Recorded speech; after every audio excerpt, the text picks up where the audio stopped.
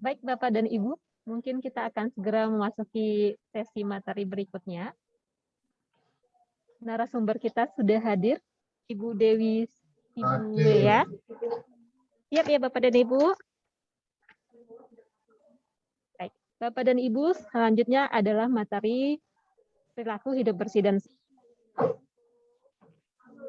Pada Ibu Dewi dipersilahkan. Ya, terima kasih Bu Dian. Selamat pagi Bapak dan Ibu semua. Suara saya terdengar dengan baik? Terdengar Bu, bagus. Selamat pagi. Ya, selamat Bu pagi. Dewi. Assalamualaikum warahmatullahi wabarakatuh. Shalom, Om Swastiastu, Salam Namo Buddhaya, salam Swastiastu. kebajikan. Iya. Selamat pagi Bapak dan Ibu. Perkenalkan, saya Dewi Sibuya. Saya adalah fungsional penyuluh kesehatan masyarakat yang bertugas di Direktorat Promosi Kesehatan dan Pemberdayaan Masyarakat. Dan pada kesempatan kali ini saya ditugaskan untuk berbagi informasi. Berbagi informasi terkait dengan topik pada saat ini adalah PHBS dan Pemberdayaan Masyarakat Kampus. Saya berharap pada sekitar 90 menit ke depan kita bisa sambil diskusi, santai saja Bapak dan Ibu, karena sebenarnya informasi pasti datangnya bukan hanya dari saya, tapi kalau Bapak dan Ibu mau berbagi, kita bisa saling bertukar informasi dan bisa memperkaya hasil pertemuan kita dalam beberapa menit ke depan ini. Sepakat Bapak dan Ibu? Ya Bu, sepakat. Baiklah. Bagus. Ya, izinkan saya share screen untuk materi kita pada pagi hari ini. Terlihatkah Bapak dan Ibu? Sudah Bu Dewi? Sudah ya, sudah terlihat ya. Sebentar saya slideshow dulu. Ya, sesuai dengan jadwal, kita akan sama-sama diskusi, saya akan berbagi informasi terkait dengan perilaku hidup bersih dan sehat, serta pemberdayaan masyarakat kampus. Tapi sebelumnya saya mau tanya dulu nih, kalau terkait dengan PHBS, apakah hal ini khususnya buat Bapak Ibu teman-teman yang dari perguruan tinggi ya, kalau dari puskesmas, dari dinas saya yakin pasti sudah nggak asing lagi. Tapi kalau untuk Bapak dan Ibu yang dari perguruan tinggi, ini kira-kira apakah ini merupakan hal baru atau sudah sering mendengarnya Bapak Ibu terkait dengan PHBS? Dengarnya Kalau, sering Bu. Dengar ya Pak ya, dengarnya sering ya Pak ya kalau sering. PHBS. Artinya Ya. udah nggak asing lagi ya Pak ya? Sedikit sih. Iya, oke. Artinya dengar Baik. tetapi pengininya belum ini. Belum terlalu aplikasinya detail. gitu ya. Baik, Betul. baik Bapak dan Ibu. Oke, ada lagi mungkin yang saya sudah sering dengar Bu Dewi atau saya sudah udah biasa gitu. Ada mungkin? Sudah pernah lah mendengar yang begini. Sudah ya, sudah pernah mendengar. Ya. Baik, berarti kita samakan dulu nih standarnya. Berarti udah ada yang mendengar, udah tidak asing lagi, tapi mungkin belum terlalu detail. Sebenarnya PHBS merupakan hal yang kita temui dalam kehidupan kita sehari-hari. Nanti kita ngobrol ya Bu ya berikutnya ya. Baik, berangkat dari tujuan pembangunan kesehatan, di mana tujuan pembangunan kesehatan ini merupakan bagian dari pembangunan nasional ya Bapak Ibu ya. Artinya berdasarkan Undang-Undang Kesehatan Nomor 36 Tahun 2009 disampaikan bahwa pembangunan kesehatan bertujuan untuk meningkatkan kesadaran, kemauan, dan kemampuan hidup sehat bagi setiap orang. Nggak cuma saya, orang kesehatan, nggak cuma Bapak, orang perguruan tinggi, tapi setiap orang. Dalam rangka mewujudkan derajat kesehatan masyarakat yang setinggi-tingginya. Artinya setinggi-tingginya itu tidak terbatas, semaksimal mungkin. Karena kenapa Bapak Ibu? Karena ini merupakan investasi bagi pembangunan sumber daya manusia yang produktif secara sosial dan juga secara ekonomis. Artinya peningkatan kesehatan ini harus diupayakan tidak hanya oleh sektor kesehatan saja, tapi semua masyarakat, setiap individu masyarakat di Indonesia punya tanggung jawab yang sama dalam rangka meningkatkan derajat kesehatan masyarakat yang setinggi-tingginya. Baik. Nah, Bapak dan Ibu mungkin ini juga sudah sering melihat ya, karena ini merupakan teori klasik, teori dari Hendrik L. Bloom. Beliau adalah pakar kesehatan masyarakat. Beliau menyampaikan bahwa dalam teorinya derajat kesehatan masyarakat itu dipengaruhi oleh 4 faktor utama. Yang pertama lingkungan, 40%. Selanjutnya perilaku, 30%. Baru kemudian pelayanan kesehatan, 20%, dan kemudian genetika atau keturunan, 10%. Ternyata Bapak dan Ibu, lingkungan dan perilaku mempunyai persentase yang paling besar dalam mempengaruhi derajat kesehatan masyarakat. Nah, kalau kita melihat dari 3 pilar kampus sehat, Bapak dan Ibu sebelumnya kayaknya sudah dapat materi tentang konsep kampus sehat ya. Ya, di situ terdapat kebijakan, perubahan perilaku, dan pelayanan kesehatan.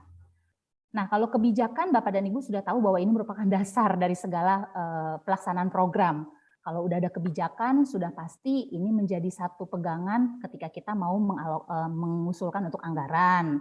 Lalu pembentukan tim untuk SDM-nya, biar ada yang mengerjakan, begitu ya Bapak Ibu ya. Lalu kemudian untuk perubahan perilaku sendiri, upaya perubahan perilaku itu meliputi peningkatan literasi kesehatan. Apa itu literasi kesehatan Bapak dan Ibu? Kayaknya akhir-akhir ini kita sering sekali mendengar istilah ini ya Bapak dan Ibu ya. Peningkatan literasi kesehatan. Artinya bagaimana kemampuan kita untuk bisa memahami suatu informasi kesehatan yang benar untuk akhirnya kita mengambil keputusan untuk menggunakan informasi tersebut dalam rangka kita melakukan upaya kesehatan. Bisa dari bahan bacaan, bisa dari informasi-informasi yang kalau sekarang kita buka WA ada saja broadcast informasi-informasi begitu ya Bapak Ibu ya. Tapi ini dalam rangka upaya perubahan perilaku ternyata peningkatan literasi kesehatan menjadi poin yang utama, poin yang pertama. Lalu kemudian penerapan kawasan zero tolerance. Mungkin Udayana mungkin sudah dapat ya materi terkait ini ya, zero tolerance areas itu terkait dengan nafsa, lalu kemudian juga bullying, kekerasan seksual begitu ya Bapak Ibu ya, juga kawasan tanpa rokok termasuk di dalamnya. Lalu kemudian penerapan budaya hidup sehat.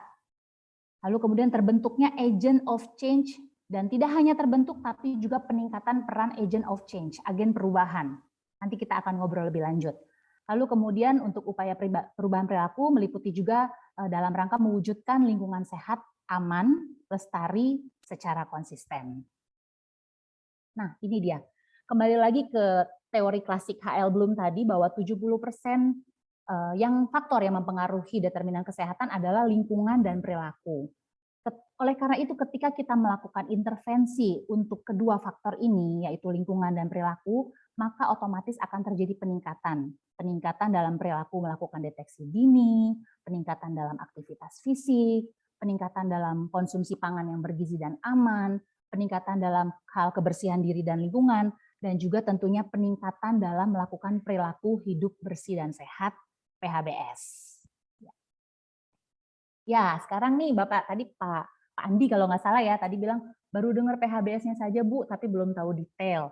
Baik Bapak dan Ibu sekalian, PHBS perilaku hidup bersih dan sehat. Itu apa ya?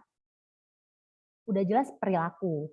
Perilaku hidup bersih dan sehat itu adalah sekumpulan perilaku yang dipraktekkan atas dasar kesadaran. Artinya bukan paksaan ya Bapak Ibu ya.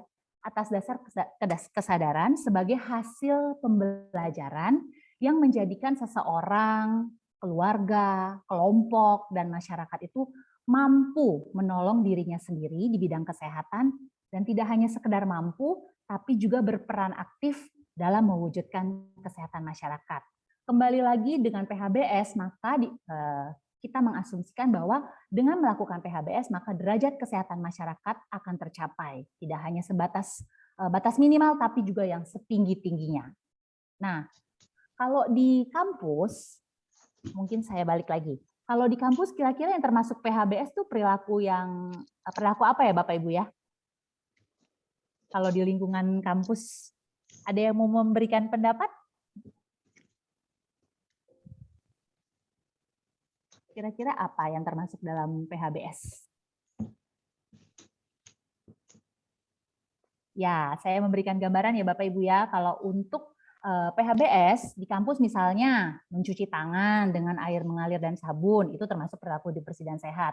Menggunakan air bersih, menggunakan jamban sehat, olahraga teratur dan terukur, lalu kemudian konsumsi makanan dan minuman bergizi di kantin sehat, tidak merokok, deteksi dini faktor risiko penyakit secara berkala, misalnya mengukur tekanan darah, memeriksa gula darah, lalu kemudian membuang sampah pada tempatnya. Jadi ini hanya sebagian kecil dari perilaku-perilaku PHBS yang mencakup ratusan bahkan ribuan yang memang harus dipraktikkan dalam rangka mencapai tadi derajat kesehatan masyarakat yang setinggi-tingginya. Semua perilaku sehat yang kita lakukan itu merupakan perilaku hidup bersih dan sehat. Nah, kalau melihat kita hidup manusia, di kamar mungkin. Manusia itu hidup di berbagai tatanan ya Bapak Ibu ya. Ketika kita sedang bekerja di kampus, kita berada di tatanan institusi pendidikan. Ketika kita di rumah dengan keluarga kita berada di tatanan rumah tangga. Ketika kita datang ke rumah sakit, ke puskesmas, ke klinik, kita berada di tatanan fasilitas pelayanan kesehatan. Kemudian berada di pasar, kita belanja, atau mungkin di tempat wisata, kita berada di tatanan tempat-tempat umum. Saling pengaruh, antar tatanan ini ada saling pengaruh dalam PHBS. Jadi manusia itu hidup di berbagai tatanan. Oleh karena itu, setiap tatanan mempunyai struktur dan peran. Oleh karena itu, ketika kita bisa menspesifikkan satu tatanan, maka kita akan lebih mudah mengidentifikasi faktor-faktor apa saja, faktor perilaku apa saja, faktor perilaku individu, lingkungan yang ada di tatanan tersebut. Nah, sekarang kita fokus ke tatanan institusi pendidikan. Kampus, sekolah, pesantren, gitu ya. Itu termasuk tatanan institusi pendidikan. Dalam hal ini adalah kampus Udayana. Nah, sekarang kita fokus ke pemberdayaan masyarakat di kampus. Nah, Bapak Ibu, saya mau tanya lagi dong, kalau dengar kata pemberdayaan masyarakat, kira-kira apa sih yang terbersit di pikiran Bapak Ibu? Apa ya pemberdayaan masyarakat itu? Satu kata aja. Ada yang mau curah pendapat? Kalau menurut Bapak dan Ibu? Kontribusi, oke. Ada lagi? Tadi Bapak siapa ya? Penggalian potensi. Penggalian potensi, oke, sip. Ada lagi Bapak Ibu? Pemberdayaan masyarakat, berdaya. Mengajak masyarakat. Mengajak masyarakat, baik. Ada lagi?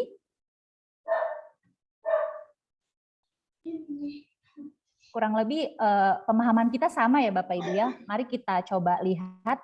Kalau berdasarkan Peraturan Menteri Kesehatan Nomor 8 Tahun 2019 tentang pemberdayaan masyarakat, disampaikan bahwa pemberdayaan masyarakat itu adalah proses untuk meningkatkan pengetahuan, kesadaran, dan kemampuan individu, keluarga, serta masyarakat untuk berperan aktif dalam upaya kesehatan. Tadi ada Bapak yang menyampaikan kontribusi, lalu kemudian peran aktif. Ya, ini adalah pemberdayaan masyarakat. Berperan aktif dalam upaya kesehatan. Dan yang menjadi poin penting adalah pada pemberdayaan masyarakat, di situ terjadi proses memfasilitasi pemecahan masalah melalui pendekatan edukatif dan partisipatif. Tentu saja dengan memperhatikan kebutuhan, potensi yang tadi ada Bapak kita bilang, dan sosial budaya setempat. Ini tidak boleh dilewatkan. Nah, apa sih pendekatan edukatif? Pendekatan edukatif disebut juga pengorganisasian masyarakat, di mana di situ terjadi serangkaian kegiatan yang dilaksanakan secara sistematis, terencana, terarah, dengan partisipasi aktif. Yang tadi Bapak bilang ya, partisipasi aktif dari individu, kelompok-kelompok masyarakat secara keseluruhan untuk memecahkan masalah yang dirasakan oleh masyarakat setempat, tentu saja dengan mempertimbangkan faktor sosial, ekonomi, budaya setempat. Artinya di sini kata kuncinya adalah partisipasi aktif. Yang aktif di sini adalah yang menjadi subjek adalah masyarakat, baik itu secara individu, kelompok, dan masyarakat itu sendiri. Nah, partisipatif artinya adalah non-instruktif, artinya masyarakat melakukan secara mandiri dalam upaya pemecahan masalah. Nah, petugas kesehatan, teman-teman dari puskesmas, itu sifatnya hanya memfasilitasi, bukan pengambil keputusan. Yang melakukan secara mandiri adalah masyarakat itu sendiri dalam rangka pemecahan masalah itu. Ya, kemudian ini adalah program Kampus Sehat. Bapak Ibu, strategi promosi kesehatan itu meliputi tidak hanya pemberdayaan masyarakat, tapi juga ada advokasi dan juga kemitraan. Nah, kalau kita lihat dari 3 pilar Kampus Sehat, sebenarnya memang dalam alur penyelenggaraan Kampus Sehat, strategi promosi kesehatan ini sudah dilaksanakan. Kalau kita lihat pada saat advokasi dalam Kampus Sehat, itu merupakan serangkaian kegiatan komunikasi persuasif yang tujuannya adalah output dari advokasi adalah satu kebijakan. Kebijakan yang mendukung perubahan perilaku, kebijakan yang mendukung pelaksanaan Kampus Sehat. Dan itu sudah dilakukan, kalau kita lihat di alur penyelenggaraan kampus sehat, itu sudah dilakukan pada saat kita pada tahap persiapan. Di situ ada penyusunan atau pengembangan kebijakan. Lalu kemudian kemitraan. Nah, kemitraan ini juga kita tahu bahwa kita penuh dengan segala keterbatasan. Sumber daya, kita tidak bisa melakukannya sendiri, oleh karena itu dibutuhkan sekali yang namanya penggalangan kemitraan. Dengan menggalang kemitraan, ini sangat efektif untuk kita bisa memperkuat, melengkapi, supaya kita bisa melakukan upaya perubahan perilaku itu dengan lebih baik. Nah, ini juga ada dalam alur penyelenggaraan kampus sehat, dan ini merupakan masuk dalam strategi promosi kesehatan. Nah, kalau untuk pemberdayaan masyarakat sendiri, yang paling penting adalah ini di sini ada proses untuk meningkatkan pengetahuan, kesadaran, dan kemampuan yang tadi disampaikan untuk masyarakat lagi-lagi berperan aktif dalam upaya kesehatan. Nah, ini dilakukan dengan cara fasilitasi proses pemecahan masalah yang tadi disampaikan melalui pendekatan edukatif dan partisipatif dan memperhatikan kebutuhan potensi dan sosial budaya setempat. Nah, ini adalah strategi pemberdayaan masyarakat, Bapak Ibu. Yang pertama adalah peningkatan pengetahuan dan kemampuan masyarakat dalam mengenali dan mengatasi permasalahan kesehatan yang dihadapi. Peningkatan pengetahuan dan kemampuan bisa kita lakukan dengan peningkatan literasi, yang tadi ya Bapak Ibu ya, bagaimana supaya masyarakat di kampus, sivitas akademika ditingkatkan literasinya, terutama untuk literasi kesehatan, supaya dengan tahu mereka maka akan mau dan kemudian mampu mengenali permasalahan kesehatan yang dihadapi. Lalu kemudian peningkatan kesadaran masyarakat melalui penggerakan masyarakat. Di sini individu, kelompok, ini sangat dibutuhkan perannya dalam rangka melakukan perubahan perilaku tadi. Lalu kemudian pengembangan dan pengorganisasian masyarakat. Pengembangan dan pengorganisasian masyarakat ini sangat diperlukan untuk menggiring masyarakat kampus, sivitas akademika dalam mengatasi permasalahan yang mereka hadapi dan keluar dari permasalahan yang dihadapi tersebut. Lalu kemudian peningkatan kemitraan, tadi ya sudah kita bahas bersama, peningkatan kemitraan dan partisipasi lintas sektor, lembaga kemasyarakatan, ormas, swasta, segala unsur-unsur komponen masyarakat, itu bisa kita gali potensinya dan kita bisa galang untuk bisa kita galang kemitraan dengan pihak-pihak tersebut dalam rangka penguatan upaya perubahan perilaku di kampus. Lalu kemudian peningkatan pemanfaatan potensi dan sumber daya berbasis kearifan lokal. Itu tadi ya Bapak ya, Bapak dan Ibu, potensi. Bagaimana kita bisa memanfaatkan potensi dan sumber daya yang sudah ada tanpa harus mencari lagi potensi yang baru, kita perkuat lagi potensi yang sudah ada berbasis kearifan lokal. Lalu kemudian pengintegrasian program, kegiatan, kelembagaan pemberdayaan masyarakat yang sudah ada sesuai dengan kebutuhan dan kesepakatan masyarakat. Ini adalah strategi pemberdayaan masyarakat. Selanjutnya tujuan pemberdayaan masyarakat. Tujuan pemberdayaan masyarakat di kampus adalah supaya masyarakat kampus itu bisa sehat secara mandiri. Tidak perlu diperintah. Lalu kemudian berperan aktif dalam menjaga dan meningkatkan kesehatan masyarakat kampus dengan menerapkan perilaku sehat di lingkungan yang aman dan sehat. Ketika mereka berdaya, mereka mengupayakan kesehatannya secara mandiri dan juga ikut berperan aktif dalam menjaga dan meningkatkan kesehatan masyarakat di kampus.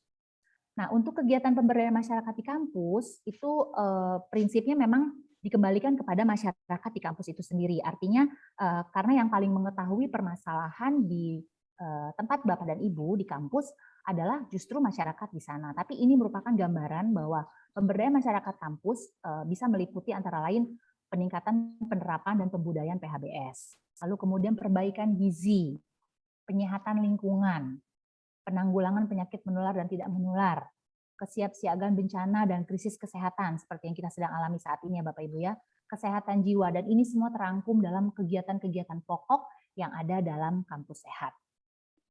Baik, Bapak dan Ibu masih ada di sini?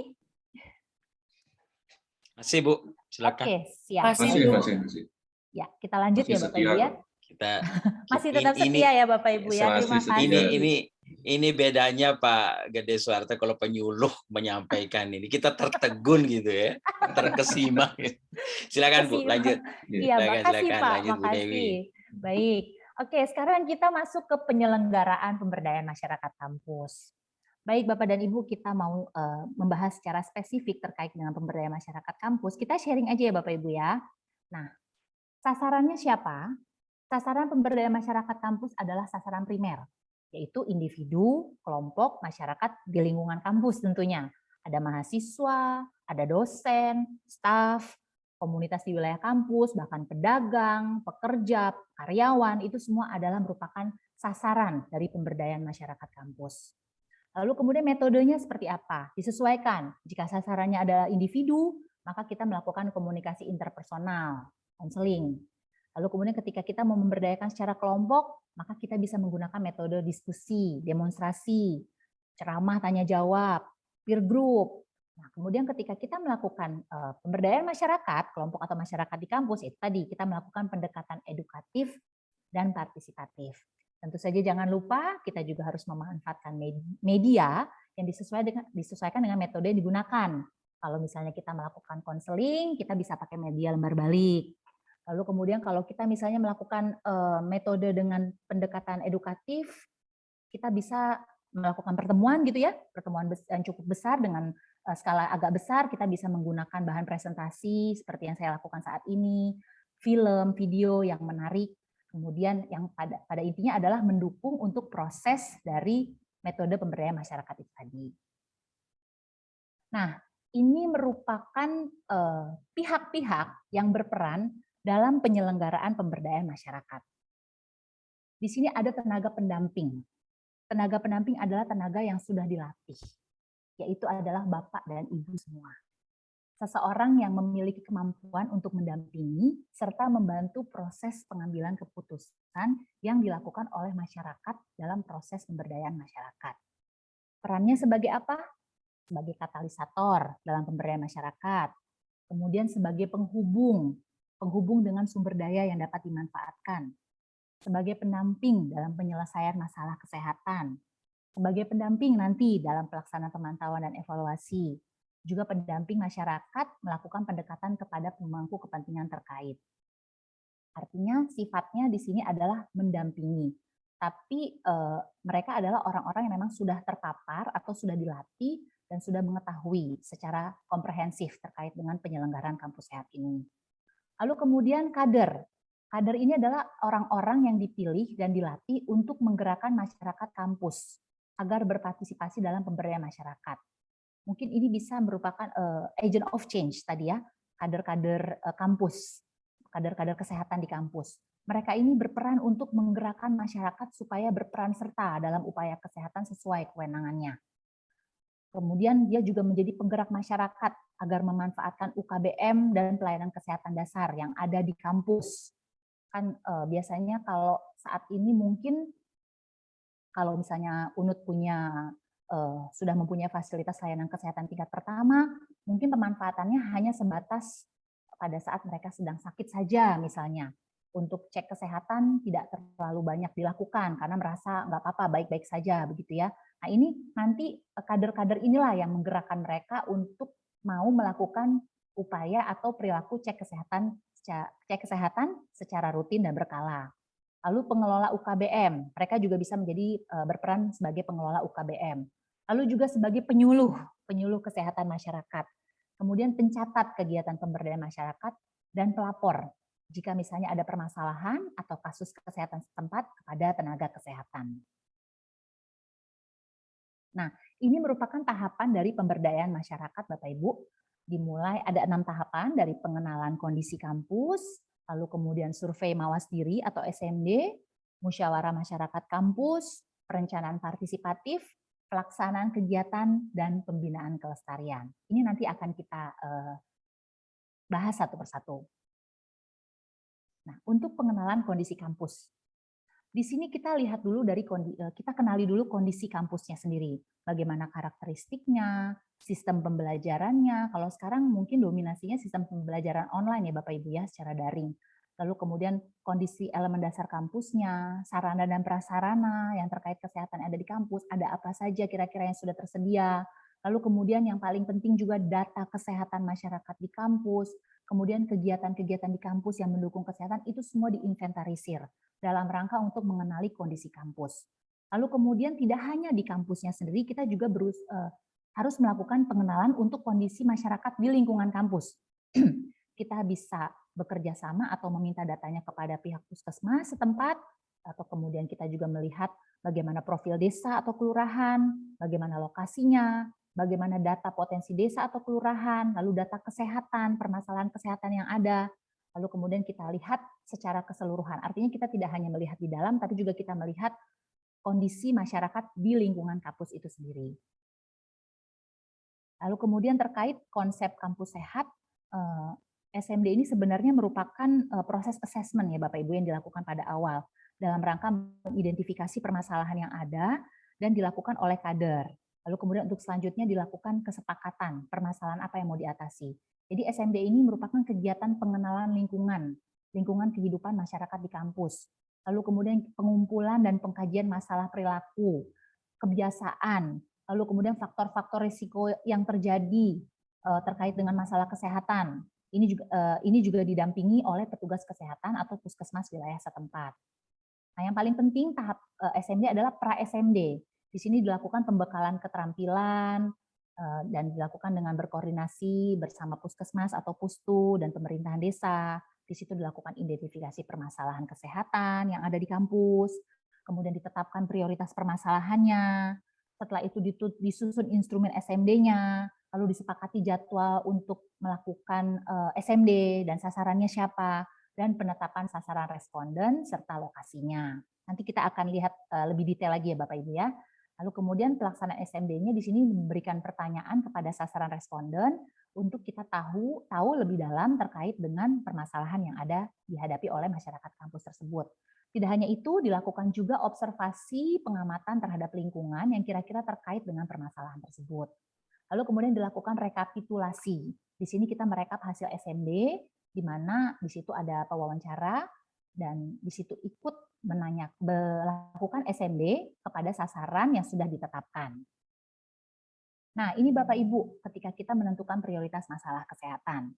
Pertama, kita identifikasi dulu 10 masalah kesehatan yang terbanyak yang didapat dari hasil analisis situasi. Ini bisa kita dapatkan dari data yang sudah ada. Misalnya masalahnya adalah obesitas, atau misalnya kemudian kurang makan buah dan sayur, makanan pola makan yang belum baik misalnya gitu ya. Itu ada di situ, kita identifikasi 10 masalah kesehatan terbanyak. Lalu kemudian ini kita coba untuk tanyakan lagi kepada masyarakat kampus. 10 masalah kesehatan yang dirasakan oleh mereka sendiri. Misalnya ternyata ketika kita konfirmasi, kita wawancara kepada masyarakat di kampus, mereka bilang, aduh, saya ngerasa makin ke sini sejak saya kuliah berat badan saya terus bertambah. Gitu ya. Artinya confirm tuh masalah yang ada berdasarkan data, lalu kemudian apa yang dirasakan oleh masyarakat kampus ternyata confirm. Itu kita susun lagi. Nanti setelah kita dapatkan 10 masalah yang berdasarkan analisis situasi tadi, dengan 10 masalah yang dirasakan oleh masyarakat di kampus, itu kita lakukan analisa secara bersama-sama. Ini dimusyawarahkan, tidak oleh kita sendiri, pendamping, tapi justru yang melakukan adalah para kader-kader tadi bersama dengan masyarakat. Dan semua komponen masyarakat di kampus harus terlibat. Begitu, tidak hanya mahasiswa, tapi juga harus ada teman-teman unsur-unsur lainnya supaya bisa memperkaya, supaya bisa melengkapi analisanya lebih tajam. Kira-kira masalah apa yang akhirnya bisa ditetapkan sebagai masalah kesehatan prioritas. Selanjutnya, kemudian kita perlu menetapkan peringkat dari permasalahan yang ada berdasarkan metode USG. Mungkin sebagian dari kita sudah tidak asing lagi dengan metode USG ini. Misalnya masalah kesehatan pertama adalah pola makan yang tidak baik, misalnya. Yang kedua adalah aktivitas fisik yang kurang, misalnya begitu ya. Lalu yang ketiga permasalahan kesehatannya adalah penyakit tidak menular atau misalnya darah tinggi, tekanan darah tinggi. Kemudian perilaku merokok, misalnya begitu ya. Lalu kita tetapkan ranking berdasarkan metode USG. Kita lihat dari urgensinya, keterdesakannya. Apa masalah mana yang paling mendesak seberapa mendesak permasalahan itu untuk segera diselesaikan. Kita tetapkan ranking. Rankingnya antara 1 sampai dengan 5. 5 itu berarti sangat besar dan 1 sangat kecil. Kita selesaikan per kolom. Lalu kemudian setelah itu kita lihat dari sudut pandang keseriusannya. Seberapa serius permasalahan itu untuk segera diselesaikan. Kita tetapkan rankingnya. Rankingnya nggak boleh sama ya Bapak Ibu ya. 1 sampai 5. Lalu kemudian bagaimana dengan perkembangannya, seberapa mungkin permasalahan itu menjadi berkembang atau memburuk jika tidak segera diselesaikan, begitu. Lalu kita tetapkan rankingnya, lalu dapat totalnya dari setiap permasalahan, baru kita mendapatkan peringkatnya, peringkat yang mana yang paling tinggi. Nah, setelah itu kita susun instrumen. Setelah kita mendapatkan peringkat yang paling tinggi, permasalahan apa yang paling banyak dihadapi oleh masyarakat kampus, itu berdasarkan permasalahan itu kita susun, kita breakdown lagi. Kita susun instrumen untuk kita bawakan pada saat kita melakukan survei mawas diri. Misalnya permasalahannya ternyata obesitas. Banyak mahasiswa yang ternyata obesitas, berat badannya berlebih, overweight, begitu ya. Ini merupakan permasalahan karena ini adalah faktor risiko untuk penyakit tidak menular rata-rata ya, darah tinggi, jantung, gitu ya. Lalu kemudian kita susun lagi faktor perilaku, non perilaku, kebijakan dan potensi terkait dengan permasalahan tersebut. Ini yang akan menjadi instrumen yang akan ditanyakan kepada sasaran SMD nanti.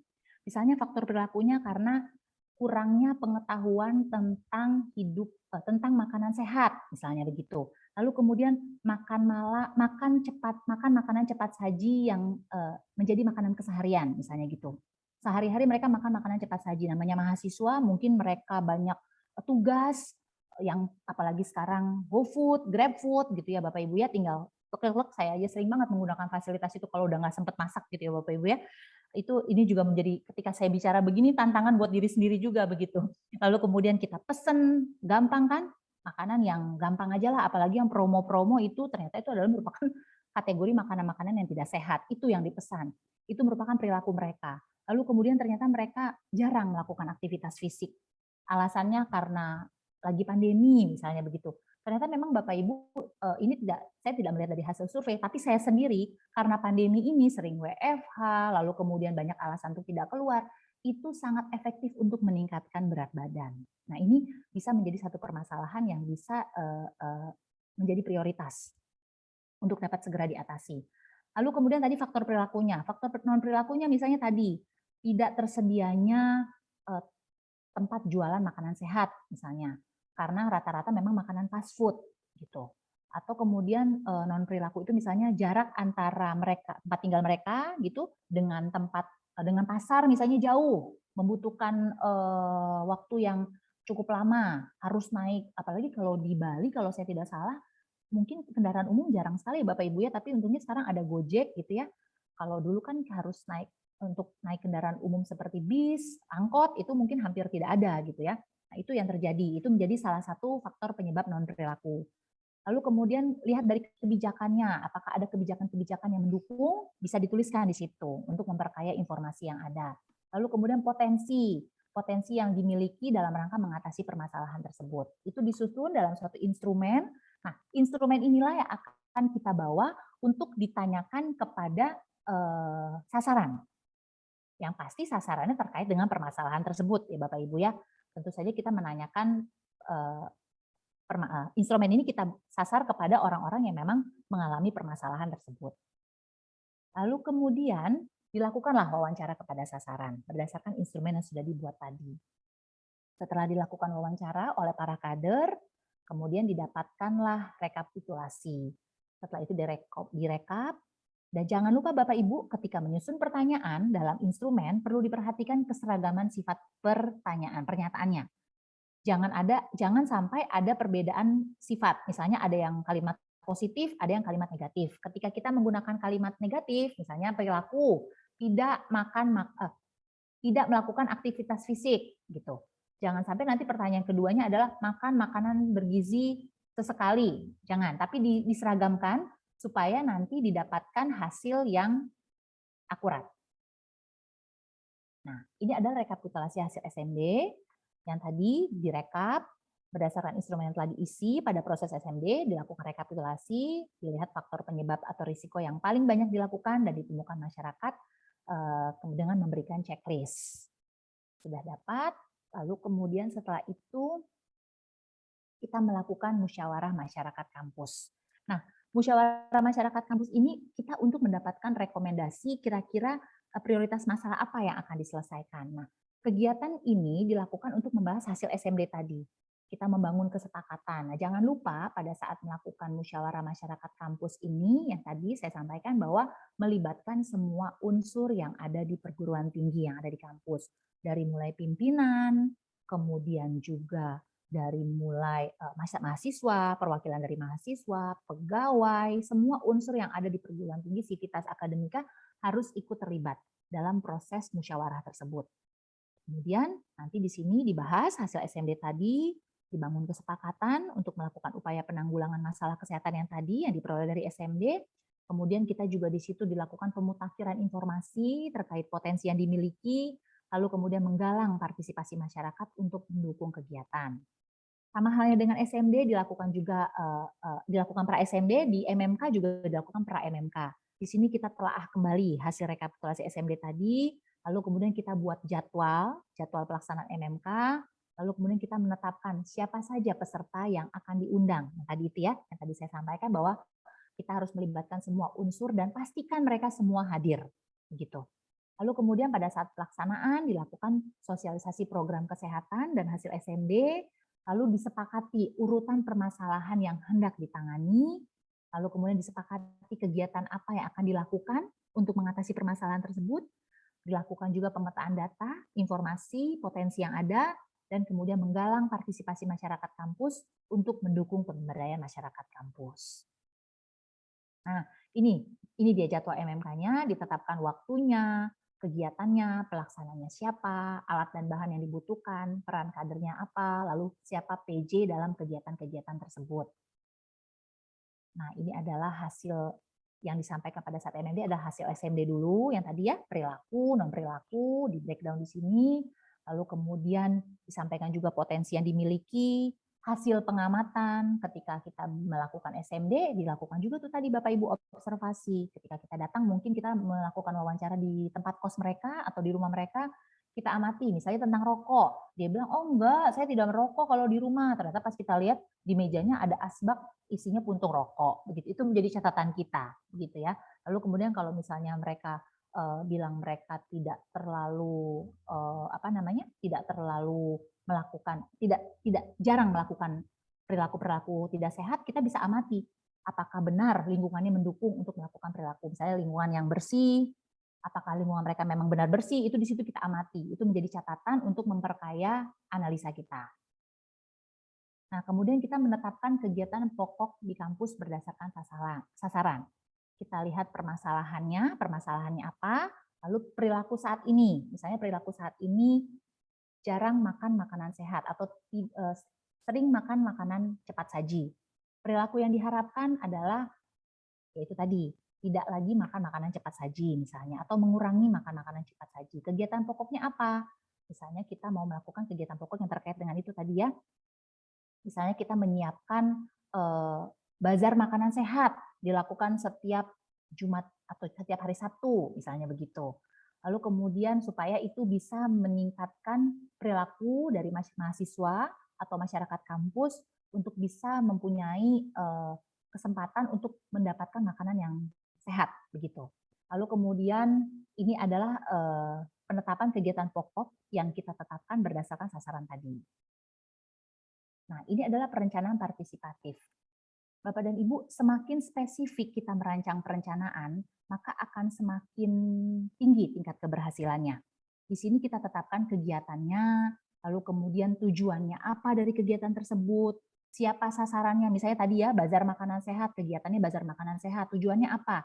Untuk meningkatkan perilaku masyarakat kampus dalam mengkonsumsi makanan sehat, misalnya begitu. Sasarannya siapa? Semuanya kita breakdown, siapa saja yang kita sasar.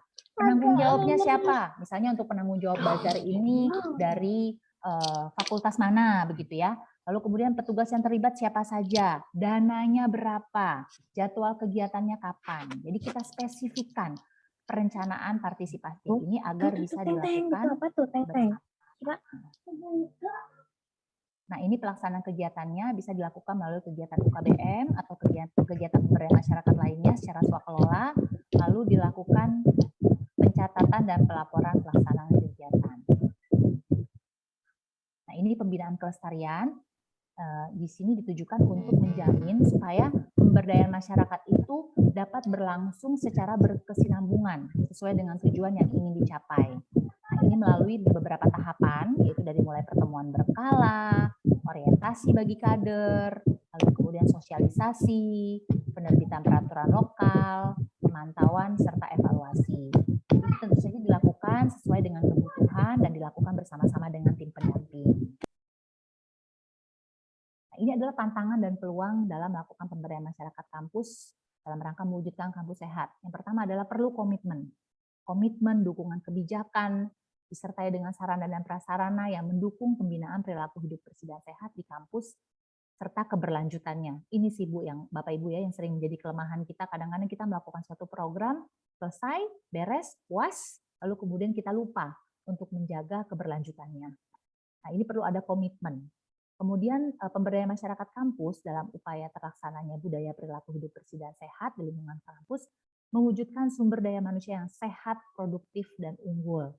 Lalu kemudian ketika kita melakukan pelibatan staf, dosen, dan mahasiswa dalam penerapan kampus sehat, secara tidak langsung ini menjadikan mereka sebagai agen perubahan. Jadi seperti yang tadi disampaikan di awal bahwa kita hidup tidak hanya di kampus saja, tapi kita juga hidup di rumah, di tatanan rumah tangga, kita hidup di tatanan tempat-tempat umum, kita beribadah di pura, lalu kemudian kita juga bertemu dengan banyak orang di situ. Namun ketika kita bisa melakukan menjadi agen perubahan di lingkungan kampus, maka itu perilaku itu otomatis akan kita bawa kemanapun kita berada. Dan kita pun bisa menjadi, kita berpotensi menjadi agen perubahan dimanapun kita berada.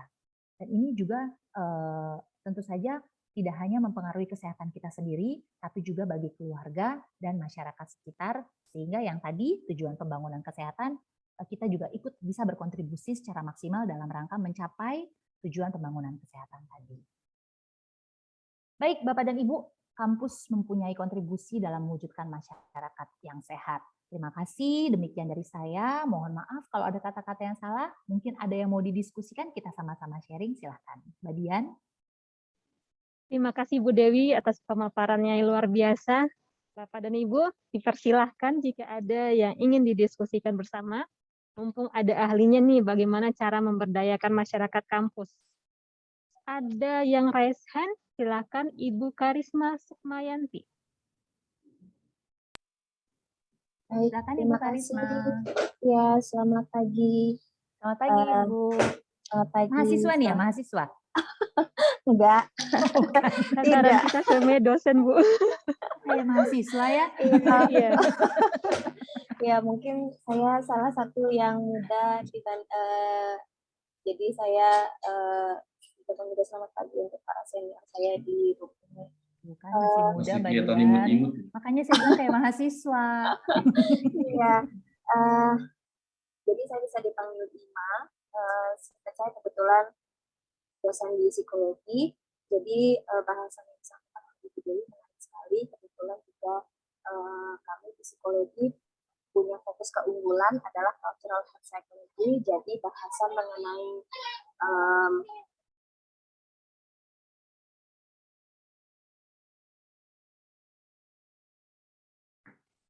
Gimana Bu Ima?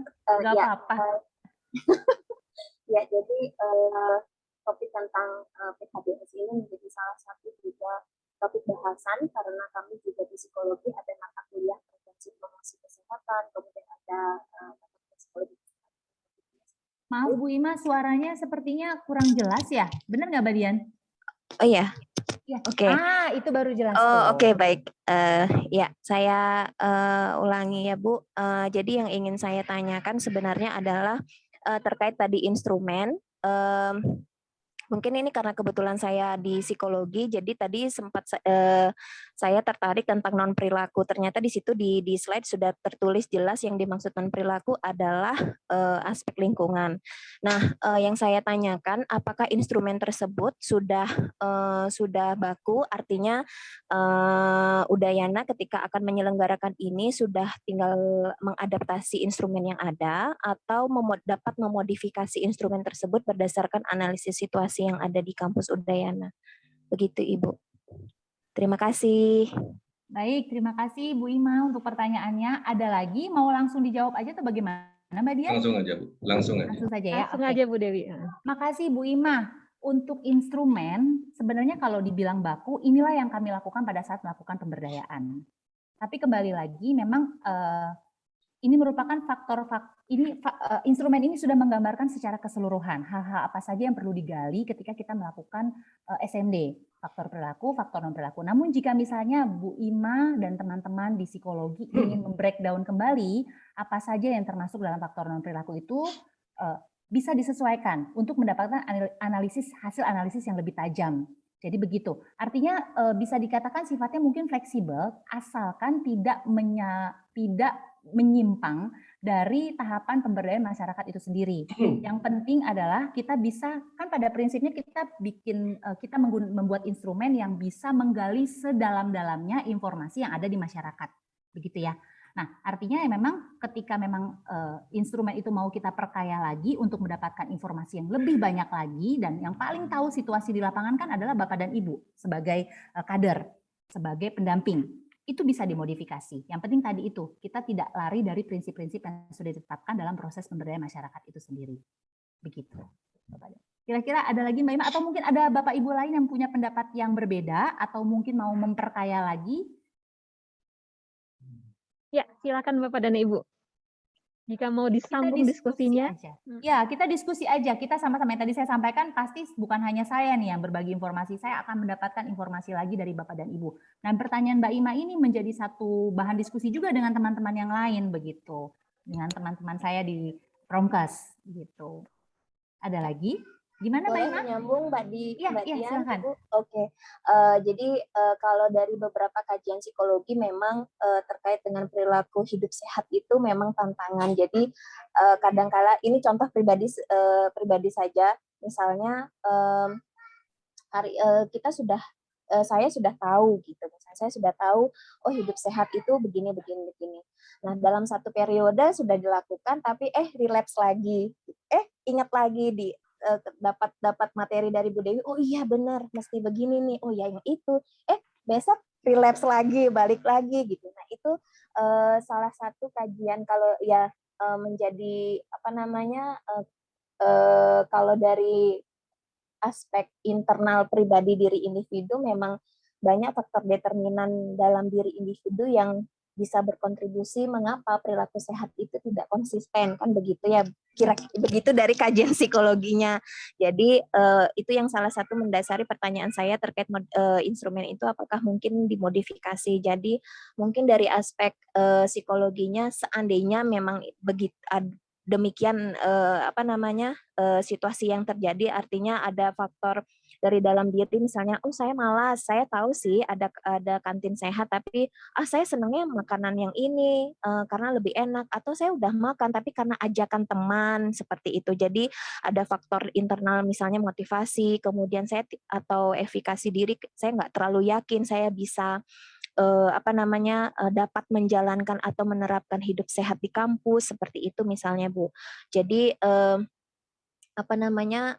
dari mungkin saya dari sudut pandang psikologi melihat mungkin saja ada atau sangat memungkinkan faktor internal dari dalam diri individu juga turut berkontribusi terhadap ketidakkonsistenan perilaku sehat yang dilakukan oleh kita pribadi maupun masyarakat kampus yang lain. Jadi seandainya memang demikian nanti analisis situasi yang dilakukan menunjukkan hal bahwa ada faktor internal dalam diri individu yang membuat kurang konsistennya perilaku sehat yang dilakukan, mungkin dari bisa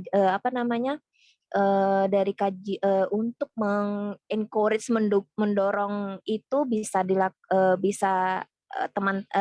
artinya dari kajian psikologi bisa membantu memberikan pelatihan misalnya atau apalah gitu ya Bu, yang memungkinkan mendorong dari aspek internal secara psikologisnya begitu. Terima kasih. Sama-sama Bu Ima. Bu Ima, sebenarnya tadi yang Bu Ima omongin tuh terjadi juga sama saya. Konsistensi itu memang susah sekali. Betul. Betul. Betul, sama. Iya, untuk berat badan saja saya tuh yoyo. Kalau lagi ngotot pengen hidup sehat, lakukan hidup sehat. Tapi itu tadi, nanti kalau Bu Ima misalnya udah dapet tuh, kasih tahu saya ya. Saya juga pengen dapet nih informasinya. Apa sih yang menyebabkan ketidakkonsistenan seseorang, faktor utama yang mengakibatkan hal tersebut gitu kan.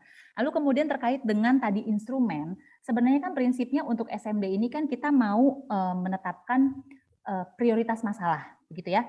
Ketika mencari, pada ujungnya adalah kita mau menetapkan kegiatan apa yang dilakukan untuk mengatasi masalah tersebut. Kira-kira kegiatan-kegiatan apa yang mau kita susun, perencanaan partisipatif. Nah, prinsipnya seperti itu Bu Ima. Tapi kalau misalnya mau lebih lanjut lagi untuk melihat lebih dalam lagi terkait dengan kok dia kok nggak konsisten ya melakukan itu. Itu tadi bisa saja diperkaya instrumennya untuk bisa menetapkan, kan semakin spesifik justru tingkat keberhasilannya semakin baik ya.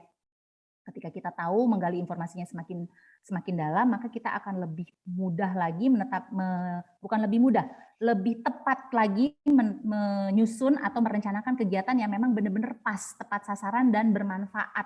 Nggak cuma sekedar basa-basi, yang penting kita udah melakukan kegiatan, kemudian kelihatan kampus sehat di UNUD berkibar karena banyak kegiatan yang dilakukan, tapi ternyata tidak tepat sasaran dan tidak efektif. Begitu ya Bu Ima ya.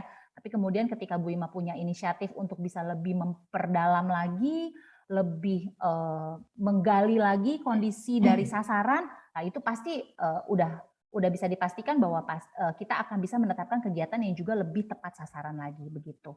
Tapi itu tadi tentang konsistensi itu sedang dicari tahu juga ya Bu Ima ya. Kita senasib sepertinya. Iya.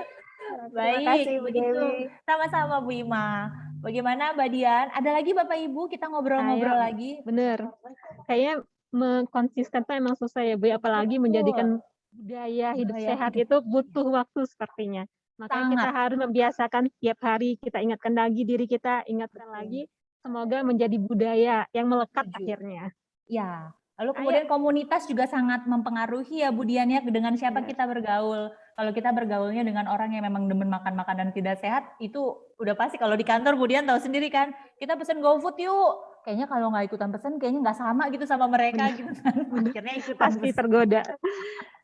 Pesen kopi yuk gitu. Makanya itulah pentingnya dukungan dari Bapak dan Ibu nih, termasuk manajemen dan regulasi di kampusnya, supaya itu diperkuatkan, artinya lingkungan sudah mensupport itu, tinggal pribadinya nih mulai diedukasi terus-menerus supaya benar-benar bisa menerapkan itu. Betul. Ini membuktikan ya Bu ya, memang lingkungan mengambil persentase terbesar dalam determinan kesehatan. Benar sekali. Ayo Bapak Ibu, ini kayak seru nih, topik ini menarik sekali. Silakan Bapak dan Ibu yang ingin didiskusikan. Ada lagi mungkin saya sedikit Bu ya. Mungkin saya boleh, sedikit. boleh Pak Gede. Boleh Pak Gede. Ini sharing pendapat ya Bu ya. Ini sharing pendapat aja.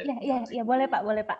Mengenai perilaku hidup bersih dan sehat itu sebenarnya harus ada kebijakan dari pimpinan universitas ya.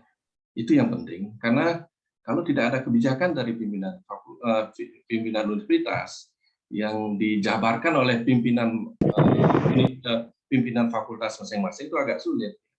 Karena sering sekali kita temui kebijakan dari universitas itu tidak nyambung ke fakultas itu.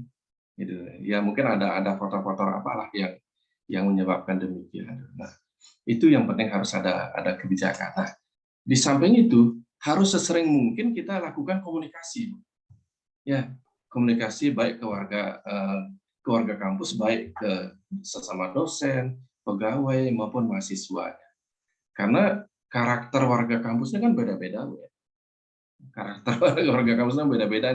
Kalau kita tidak sering komunikasikan itu akan bias nanti gini ya. Ya, seperti contoh ya, sering dari kemarin kita diskusikan itu seperti dosen senior yang suka merokok misalnya, dari kemarin didiskusikan itu. Nah, yang kalau kita tidak komunikasikan itu ya mereka seenaknya saja gitu ya. Ya orang tidak merokok aja bisa mati juga kok. Nah, ya, sering kita temukan kata-kata yang demikian. Ya apalah kamu nih, ya nggak usah lah yang ini diributkan lagi ya. Orang tidak merokok aja bisa mati kok. Nah itu. Kalau sudah kata-kata itu kan sangat saklek sekali. Itu ya. Tidak kita temukan nanti benang merahnya nanti. Ya mungkin itu dari saya sharing pendapat ya sedikit ini. Jadi harus ada kebijakan dari pimpinan universitas yang dijabarkan oleh pimpinan fakultas masing-masing. Nah dari pimpinan fakultas inilah yang sesering mungkin mengkomunikasikan ke dosen, pegawai maupun mahasiswanya. Karena perilaku itu agak susah, Bu. Ya, tidak bisa sekarang kita komunikasikan, sekarang dia mau berubah tidak mungkin. Karena butuh proses perilaku. Mungkin itu dari saya, Bu. Terima kasih. Ya, makasih Pak Gede. Ya. Benar ya Bu Dian ya. Memang kan kebijakan merupakan salah satu pilar dari penyelenggaraan kampus sehat kan Pak. Ada kebijakan, ya ada perubahan perilaku dan pelayanan kesehatan. Benar yang Pak Gede sampaikan tadi, bahwa memang kebijakan menjadi satu kunci, satu dasar dalam kita melakukan apa-apa. Ya, itu kan dasar kebijakan kita bisa dalam rangka pengusulan anggaran ya Pak ya, karena kan bagaimanapun segala kegiatan membutuhkan alokasi dana untuk melaksanakannya. Lalu kemudian bagaimana kita bisa menyusun tim SDM dalam rangka mengupayakan ini Pak. Benar kebijakan. Lalu kemudian kebijakan dari universitas, lalu turunannya adalah ke fakultas-fakultas. Nah ini merupakan salah satu hal yang diharapkan bisa diupayakan oleh Bapak dan Ibu semua. Bukan begitu Bu Dian? Betul Ibu Dewi. Kita sangat menaruh harapan besar sama Bapak dan Ibu yang ada di sini untuk bisa menyelenggarakan itu. Wah, kalau udah Pak Gede tadi ngomong kayak gitu, Bu Dian, kita semakin optimis nih. Bahwa nanti kebijakan itu akan terbit di UNUD. Amin. Amin. Pasti langsung advokasi ke atas ini ya. Langsung mantap. orientasi. Mantap Pak Gede. Baik, lalu kemudian untuk tadi yang komunikasi ya Pak ya, dilakukan secara berkala. Benar Pak. Memang ya tadi yang kata Bu Ima juga, ketika kita ketemu, ngobrol, walaupun mungkin secara non formal itu bisa membangkitkan lagi semangat atau mungkin komitmen kita dalam rangka mengatasi permasalahan yang ada gitu. Komunikasi secara berkala. Nah, itu juga bisa dilakukan, bisa juga menjadi salah satu turunan dari kebijakan yang tadi diupayakan oleh Pak Gede nanti dengan teman-teman di UNUD. Begitu Pak. Itu kan nanti turunan kegiatannya ya Pak ya. Ya, jempol untuk Pak Gede Suwarto. Sama, saya juga kasih jempol buat Pak Gede. Sekedar sharing, Bu. Sama-sama Bapak, kita memang mau sharing di sini. Baik, ada lagi teman-teman Bapak Ibu, Bu Dian silakan. Ayo silakan Bapak dan Ibu, mumpung masih ada banyak waktu ini kita untuk diskusi. Tadi sesi pagi Bu Dewi, ada dari Bu Anggita katanya soal sampah nih. Harusnya sampah kertas. Jadi sampah kertas kebanyakan mahasiswa itu perlu ngeprint kalau untuk bimbingan skripsi dan sebagainya macamnya. Nah, itu menumpuk akhirnya. Nah, bagaimana caranya para dosen berkomitmen bersama supaya lebih arif dalam penggunaan sampah kertas. Artinya bolehlah di-reuse kembali kertas-kertas yang telah digunakan untuk konsultasi, mungkin seperti itu. Nah, bagaimana caranya memberdayakan semua dosen supaya berpikiran sama dengan kita, kalau kertas itu bisa digunakan kembali, jadi nggak perlu di-print lagi di kertas yang baru untuk sekedar konsultasi. Bu Anggita, Mas, ada komentar? Bu Dian, iya Bu, terima kasih. Oh ya, ada lagi? Enggak Bu, silakan Bu. Ini usulan Bu Anggita tadi, katanya ada karena beberapa dosen masih saklek pengen ada kertas baru setiap konsultasi. Nah, itu kan bagian dari pemberdayaan ya Bu Dewi ya. Ya, Bu Anggita, sebenarnya itu permasalahan yang dialami di kantor kami juga loh. Ya nggak? Oh ya. Kita jadi nggak di kampus aja ya Bu ya? Iya, nggak di kampus aja. Di semua tatanan itu biasanya terjadi sih yang memang syarat dengan penggunaan kertas ini juga memang menjadi PR kita bersama ya. Ini kita ngobrol aja sharing. Sebenarnya kami sendiri pun sedang mengupayakan itu ya. Itu tadi, kembali lagi ke kebijakan tadi ya Pak Gede ya. Kalau udah ada kebijakan sebagai dasar melakukan segala program, ini yang harus kita usung dulu nih, harus kita dorong dulu nih Bu Anggita, kalau menurut saya ya, kita dorong dulu supaya ada kebijakan penggunaan kertas, kemudian kita advokasi pimpinan universitas, namun ya itu tadi, strategi advokasi kan kita memang harus punya data, kita harus punya justifikasi yang kuat, kita harus punya advokator yang bisa menyentuh sisi sensitif. menyentuh sisi sensitif, biasanya paling sensitif tuh biasanya sudut pandang ekonomi ya. Kalau kita bilang kita menghemat kertas, itu dari sisi ekonomi tuh bisa menghemat banyak sekali begitu misalnya ya. Bisa disusun dulu perencanaan yang matang dalam rangka advokasi, ketika kebijakan itu sudah terbit, itu menjadi dasar kita. Kalau dosen ada yang masih belum bisa bekerja sama, artinya belum bisa ikut mendukung komitmen ini, kan kita punya kebijakan, itu menjadi dasar begitu. Ini juga sebenarnya jadi bahan masukan juga sih buat kami di Kementerian Kesehatan gitu kan.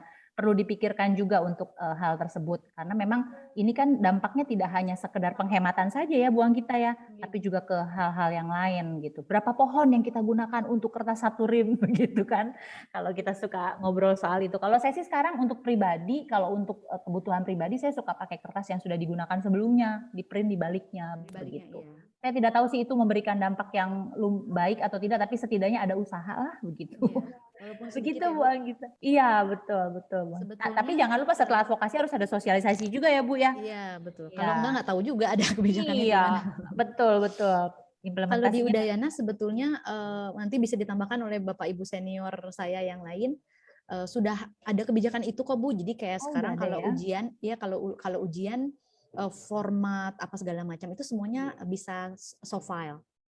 Oh iya iya. Tapi entah mengapa si soft file-nya itu tiba-tiba diminta tuh kapan harinya untuk persiapan akreditasi, terus tiba-tiba harus di-print. Jadi kayak sama aja gitu Bu.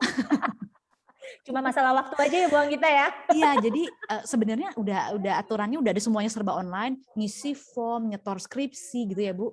Untuk kita akreditasi ke Ban PT ke Jakarta juga udah soft file aja, nggak perlu bawa dokumen berbondong-bondong gitu dari Bali jauh gitu. Suatu ketika dimintalah harus ada hard file-nya biar kelihatan buktinya. Nah itulah suka begitu. Ya itu. Kayaknya memang harus di semua sistem, di semua lini ya Bu Anggita ya. Nah, itu Itu kalau juga- udah ngomongin sistem susah ya Bu. Iya, itu PR kita bersama, tapi jangan menyerah. Mungkin mulai dari diri kita sendiri dulu kali ya Bu ya. Betul. Jadi Bu. memang pandemi ini memang ada hikmahnya sih. Saya merasa bahwa dengan adanya pandemi kita mungkin sudah menghemat sekian persen kertas. Benar nggak Bu Dian? Betul. Kayak undangan kita soft file kebanyakan. Soft file, Kalau betul. dulu kan daftar undangannya 100-100-nya kita print. 100-100-nya kita kirim. Sekarang nggak lagi, kita pakai email, kita pakai WA gitu kan. Saya rasa ini ada hikmahnya juga pandemi ini. Tapi memang namanya suatu perubahan kan ada masa transisi kan Bu Anggita. Iya, Nggak bisa harus langsung belajar. brek, berubah total gitu. Kayak Ya. tadi di awal saya sempat sampein, saya protes nih banyak kertas, tapi jujur aja ketika mahasiswa ngasih soft file, di beberapa mahasiswa saya kecapean baca juga Bu. Jadi di layar terus saya baca gitu kan. Enakan iya, baca betul. soft file juga. Betul. Ya, tapi tadi udah Enak. dikasih tips sama Bu Lili gimana biar matanya nggak capek apa segala macam. Apa Bu tipsnya, saya mau dong. Tipsnya katanya 20 menit kita 20 lihat menit. layar, 20 menit. gitu Oh, kan. oke. Terus 20 Ya, ya, menit kita ngelihat ke lingkungan sekitar. Ya mudah-mudahan ada yang Nah, Bu, membimbing ya Bu, Pak ya. Bu Anggita, 2 menit. Bu Anggita 20 menit kemudiannya tetap Andi, Bu. Oh, tetap Bapak. Aduh, Oh, baik iya. Bapak. Jangan Bu.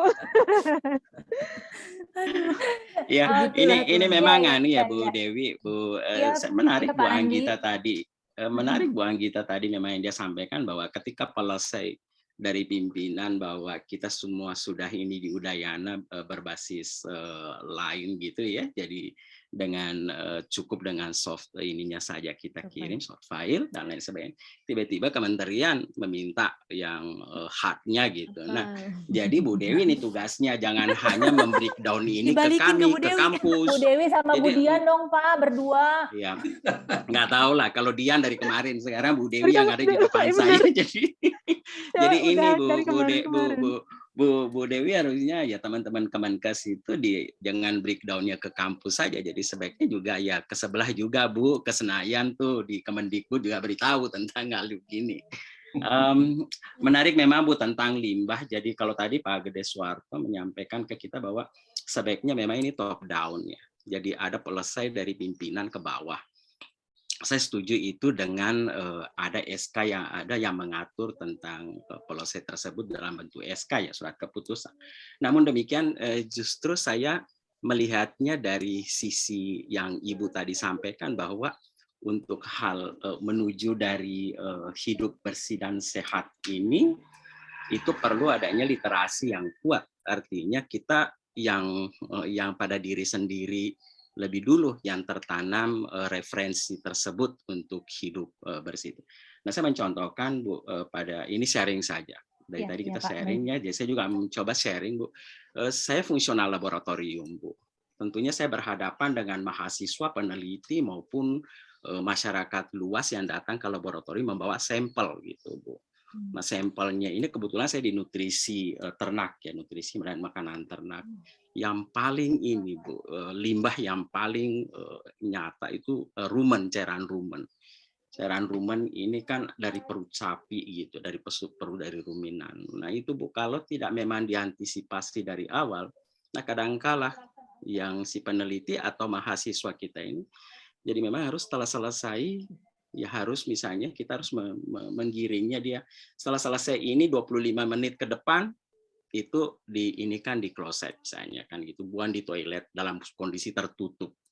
Nah, soalnya kalau terbuka, wow, sudah Bu, 4 hari 4 malam tuh ruangan itu bau rumen itu ya, itu di atas H2S gitu ya, belerang itu di atasnya itu bau ininya Bu. Nah, itu yang salah satu jadinya kemampuan kita untuk literasi, artinya kemampuan referensi yang ada di benak kita itu harus memang terpapar lebih dulu gitu, sehingga mengeliminir daripada limbah itu bisa kita kecilkan. Itu contoh kecil. Maupun contoh-contoh yang lain. Misalnya bahan kimia yang tumpah itu pada panik dan lain sebagainya. Yang dilakukan yang utama adalah jangan panik, dan jangan panik. Itu yang utama Bu. Yang kalau tumpah bahan kimia. Jadi bahan kimia apa nih yang tumpah? Misalnya kalau lindi, soda api misalnya ya sudah siram dengan asam asetat. Saya asam cuka harganya berapa misalnya kan gitu.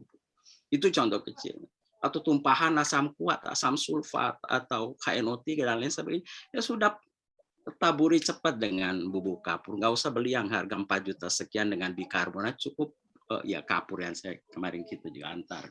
Nah, seperti begitu Bu, saya pikir untuk yang kami lakukan selama ini. Jadi tidak mesti kita menunggu top down-nya itu, tetapi kemampuan literasi, adanya referen yang kita miliki sehingga hidup bersih dan sehat ini yang ini. Tapi memang Bu, kalau yang tadi itu komitmen, nah itu memang yang menjadi ya kadang-kala memang komitmen itu susah, istiqomahnya ya kalau kita ini Budian kalau dengar kemarin ya itu yang memang nggak susah untuk gitu. Jadi memang harus ada rambu. Dari kemarin saya minta itu Bu, ada nggak teman-teman UI dan lain sebagainya itu apabila dia ada yang melanggar punishment-nya apa kan gitu. Nah itu kan yang selama ini kita tidak dapatkan Bu ya. Dia tadi Pak Gede Suwarto mencontohkan ada yang merokok ketika mahasiswa ditegur, mahasiswanya nunjuk tuh dosennya tuh yang sana dia ngerokok, atau tuh si ini misalnya ngerokok. Jadi kita jawabannya apa sebagai seandainya nanti ini terjadi di Halo Pak Gede. Pak Andi. Kayak Pak Andi gangguan sinyal, Bu Dewi. Oh iya, padahal lagi seru. Benar. Ini teman-teman dari Bapak Ibu dari Udayana sepertinya udah mulai paham betul apa itu kampus sehat sepertinya, karena ide-idenya untuk rencana kerja ke depan udah mulai tergambar nih. Mantap. Iya. Jadi itu Bu Dewi, mudah-mudahan Bu. Jadi kalau melihat tadi yang terakhir itu ada antara saya belum dapat ini Bu, mungkin Ibu bisa menjelaskan ke kami bahwa dari ada untuk perilaku hidup sehat itu tadi ada pemberdayaan dan pelibatan. Bukankah pelibatan itu sudah sebenarnya menjadi suatu pemberdayaan? Kenapa Ibu tidak gabung saja di situ? Jadi dari 3 yang Ibu paparkan di penutup 2 slide terakhir sebelum terakhir itu ada Ibu komitmen, pemberdayaan dan pelibatan. Kenapa Ibu tidak memasukkan saja pemberdayaan dan pelibatan? Kenapa mesti Ibu ini? Mungkin Ibu bisa lebih detail menjelaskan ke kami tentang itu. Terima kasih untuk ini Bu Dewi, Mbak Dia. Saya kembalikan. Baik, terima kasih Pak Andi terkait dengan slide terakhir. Kenapa sih pelibatan itu tidak gabung dalam pemberdayaan? Sebenarnya Di sini kan disampaikan bahwa pemberdayaan masyarakat kampus dalam upaya terlaksananya budaya perilaku hidup bersih dan sehat, lalu kemudian di bawahnya pelibatan staf, dosen, dan mahasiswa dalam penerapan kampus sehat. Ini mungkin dilihatnya dari sudut pandang yang bukan berbeda, bagaimana ya Pak ya, dari sudut pandang yang lain gitu. Ketika melakukan pemberdayaan, di situ memang diharapkan peran kader adalah orang-orang yang dipilih tadi ya, pada saat slide berapa sih tadi saya sampaikan? Ada 2 dari terakhir. tim pendamping, ada kader. Sebentar ya Pak, saya share ya. Oh.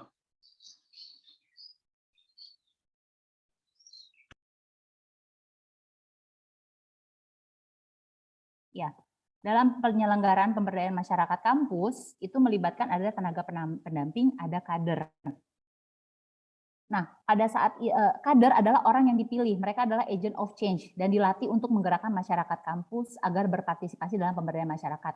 Mungkin ini kita realistis saja ya Pak ya, pada saat melakukan upaya pemberdayaan yang tadi kita menggunakan dari mulai SMD sampai MMD, maka kader-kader inilah yang mempunyai porsi atau peran lebih besar dalam melakukan upaya pemberdayaan. Nah, terkadang kita tidak bisa pungkiri bahwa masyarakat dalam hal ini adalah tadi ya pihak dari jajaran manajemen untuk terlibat dalam upaya pemberdayaan ini, keterlibatannya mungkin tidak terlalu, bukan tidak terlalu, bagaimana ya saya sampaikan supaya tidak menyakiti hati siapapun. Artinya dalam penerapan kampus sehat ini staf, dosen, dan mahasiswa itu dilibatkan baik secara langsung maupun tidak langsung untuk menjadikan mereka sebagai agen perubahan. Ini sebenarnya masalah penyusunan kata saja sih Pak. Artinya ini memperkuat dari pemberdayaan tadi yang di atas. Bahwa pemberdayaan masyarakat kampus dalam upaya terlaksana. Ya, ini lebih memperkuat Pak. Pelibatan staf, dosen, kita tekankan lagi dia yang tadi saya sampaikan bahwa pada saat kita melakukan musyawarah masyarakat kampus, itu kita tidak bisa hanya pada saat kita menyusun daftar undangan, siapa saja yang akan terlibat dalam MMK, itu semua unsur, semua komponen yang ada di dalam kampus, perwakilannya harus dihadirkan di situ dan dipastikan kehadirannya. Begitu Pak ya, untuk bisa mendapatkan rekomendasi kegiatan-kegiatan apa yang paling, yang tadi Bu Ima bilang kan tadi ya, ketika dia menyusun instrumen lebih detail, maka kita akan bisa merekomendasikan kegiatan yang lebih detail juga, yang lebih tepat sasaran, yang lebih akurat, yang lebih punya daya ungkit yang lebih maksimal lagi. Jadi untuk pelibatan ini memperkuat Pak, memperkuat untuk upaya pemberdayaan itu sendiri. Begitu. Karena memang kadang-kadang untuk upaya pemberdayaan masyarakat kampus yang kita khawatirkan keterlibatan dari tidak terlalu kuat keterlibatan dari dosen, dari pimpinan, dari staf itu tidak terlalu kuat dilibatkan dalam upaya pemberdayaan ini. Makanya kita tekankan di sini bahwa pelibatan staf, dosen, dan mahasiswa dalam penerapan kampus sehat ini merupakan hal yang tidak bisa diabaikan atau tidak bisa dikecilkan perannya. Begitu Pak Andi. Demikian. Ya. Ada lagi mungkin tambahan dari yang lain? Silakan Bapak dan Ibu. Jadi memperkuat ya Pak Andi, memperkuat dari pemberdayaan masyarakat itu sendiri. Begitu. Artinya lebih spek lagi bahwa kalau ada terjadi sesuatu dan lain sebagainya, baik pendampingan maupun dalam sebagai kader, dia ada di situ gitu ya. Iya Pak. Karena masyarakat kampus itu kan memang ada di semua, tidak hanya cuma mahasiswa, begitu ya Pak ya. Bahkan mungkin pengelola kantin itu juga merupakan bagian daripada masyarakat kampus. Cleaning service itu merupakan bagian daripada masyarakat kampus. Iya. Begitu Pak. Baik, luar biasa Bu sekali Bu Dewi. Memang kalau tidak minta dilibatkan, datanya ininya nanti ya. Gimana Bu Dian? Kalau tidak dilibatkan nanti masyarakat kampus yang tidak dilibatkan ini akan merasa tidak bagian dari mereka. Kalau tidak bagian dari mereka, artinya mereka akan sulit untuk diberdayakan. Ketika merasa menjadi tanggung jawab bagian kita, maka pemberdayaan akan lebih mudah untuk dilaksanakan. Tadi yang Pak Gede bilang juga kan Bu, ada yang bilang kalau ngerokok, itu bukti, tadi Pak Gede atau Pak Andi tuh yang cerita tadi? Pak Gede ya, tadi cerita ya. Pak Gede. Dari kemarin itu Bu, dari kemarin ada muncul di apa namanya di notes-nya itu, kemudian Pak Gede tadi. Ya saya lagi tadi Bu yang terakhir menguncinya. Itu masalah biar lebih tegas Pak Gede. Waktu saya zaman kuliah juga begitu tuh teman-teman yang merokok, karena ada salah satu dosen yang masih merokok dan ketahuan merokok juga, ya itu Pak itu aja masih ngerokok begitu kan. Makanya harus dilibatkan semua tanpa terkecuali. Komitmennya juga harus diambil dari setiap unsur atau komponen yang ada di dalam masyarakat kampus. Begitu Bapak Ibu semua. Benar. Ayo Bapak dan Ibu, semakin seru ini silahkan kalau ada yang Ya, ada. topik lagi yang mau didiskusikan. Saya ada Topik mungkin. Diana, Ya, silakan, Ibu. perkenalkan Bu Dewi, Halo, saya Bu. Kadek Diana, ya dari Fakultas Teknik. Wow, teknik. Jadi iya, jadi begini Bu, kalau mengenai lingkungan yang sehat gitu ya, artinya yang tertata, rasanya mungkin kalau kami di masyarakat Bali itu ada suatu konsep yang mendasar sebenarnya yang sudah sangat berpengaruh di dalam kehidupan kita ya di Bali itu ada namanya Trihita Karana Bu. Jadi itu akan sangat memudahkan sebenarnya karena jadi di dalam masyarakat kita itu di Bali itu sebenarnya semua dari konsep itu sudah hampir terpolakan gitu ya hidupnya gitu ya. Tatanan hidupnya dengan konsep ini dan ini sangat mendarah daging gitu ya di Bali. Nah, artinya sebenarnya kalau kita kembali lagi ke dasar gitu, kembali lagi anggaplah setiap pribadi di keluarganya masing-masing seandainya memang apa ya kalau orang Bali pasti sudah tahu tuh di mana penempatan ini, di mana itu. Nah, sudah ada tatarannya. Saya kira mungkin kalau kita ingin kalau masyarakat ya artinya kan orang kampus juga masyarakat Bali juga kan ya di sini artinya itu akan sangat memudahkan gitu kalau ke depannya ya tinggal mungkin memang kebijakan itu ya jadi kembali lagi di awal gitu ya artinya itu karena sesungguhnya kita semua itu sudah terpola gitu ya dari rumah tangga kemudian di desa itu semua sudah ada aturan-aturan yang jelas mengenai tata ruang mengenai apapun itu sudah jelas sekali. Nah artinya sekarang itu mungkin kalau yang di kampus yaitu yang pertama itu memang harus kebijakan itu yang tetap ya. Jadi setelah itu kan kita itu sebagai anggota kan pasti harus mengikuti kebijakan itu. Jadi otomatis sudah gitu ya artinya. Ya semoga ya Bu ya dengan ini kan langsung kayaknya sudah ini. Kayaknya sudah menggema bahkan kalau di dekan tekniknya ini sudah meminta kami untuk segera mengeluarkan untuk yang dari tim FT-nya ya dari tekniknya ini segera mengeluarkan apa yang ini kan untuk nanti diberikan kepada dekanat dari hasil orientasi yang kami ikuti sekarang. Nah itu kemudian yang mengenai tadi ada masalah kertas dan yang lain-lain Mbak Anggita tadi yang ini saya juga ikut komentari mungkin ya sekarang mungkin memang tidak terlalu banyak lagi ya mungkin karena pandemi ini apalagi kita juga sudah punya untuk pembelajaran kan ada OASE gitu ya jadi kalau sudah digunakan ada Bu kayak kita sistem ya di luar ini jadi di sana apa sih istilahnya Moodle gitu ya. Jadi di sana ada Moodle, di situ ada sistem pembelajaran kita yang online. Jadi kayaknya memang nggak ada penggunaan kertas lagi mahasiswa kalau absen sudah online kemudian memberi tugas-tugas sudah masuk di OASE semua. Jadi ya terorganisir baik gitu ya. Artinya itu sangat memang pandemi kan nggak ketemu jadi sangat mengurangi itu kertas yang kayaknya saya juga lama nggak beli kertas ini biasanya kan perlu ngeprint dikit-dikit ngeprint gitu ya sekarang kayaknya sudah tidak karena kan semua sudah kirim PDF gitu ya filenya gitu ya udah. Artinya ya dengan pandemi juga memang berkurang ya, cuman ya mata kita agak sakit memang. Minus nambah ya Bu Kadek. Iya dan ambeien itu loh 20. Ini online tapi kok tugasnya semakin banyak, semakin terus. Tetap saya tiap 20 menit Mbak Dian. Oh iya. Tadi ditutup kameranya bagaimana bisa menatap Pak? Tapi ya begitu, karena memang sempat kena juga, soalnya aduh itu rapat bisa sampai malam-malam biasa. Jadi sampai sakit pinggangnya, duduk terus. Jadi Sama Bu Kadek, sama ya, kita sama udah ya, sampai semua malam-malam. rasanya Iya. sama. Iya, sama itu ya. Kadang-kadang ujian kita pindah ke malam. Iya betul, Betul. sampai rapat itu kalau udah bisa sampai jam 11 malam suami Betul, saya udah betul. tidur. Betul ya. Ya seperti itulah.